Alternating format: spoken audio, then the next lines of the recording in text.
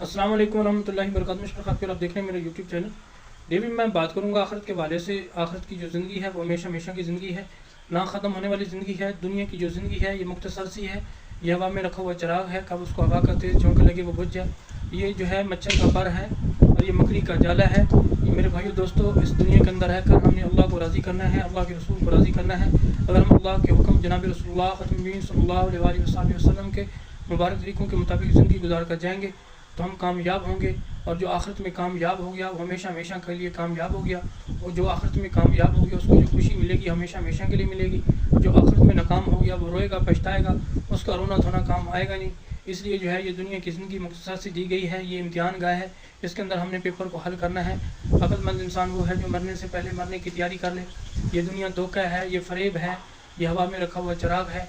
इस ज़िंदगी का कोई पता नहीं है, आने की तरतीब है, जाने की कोई तरतीब नहीं है। हम रोज़ाना देखते हैं कि कितने लोग जो है वो दुनिया से पर्दा फरमा रहे हैं। एक दिन हमने भी चले जाना है, हमने भी अल्लाह के हुज़ूर पेश होना है, अल्लाह के हुज़ूर जो है सवाल और जवाब होना है। तो आप लोगों को सब अब आपसे जो है गुजारिश है कि आप जो है 5 वक्त नमाज़ का एहतमाम करें, कुरान पाक की तिलावत करें, दुरूद शरीफ की कसरत करें, इस्तिग़फ़ार की कसरत करें, एक दूसरे के साथ प्यार मोहब्बत से पेश आएँ और जो है वालिदैन की खिदमत करें। और जब कोई जो है अल्लाह की तरफ से बुलावा है तो अपने आप को पेश करें।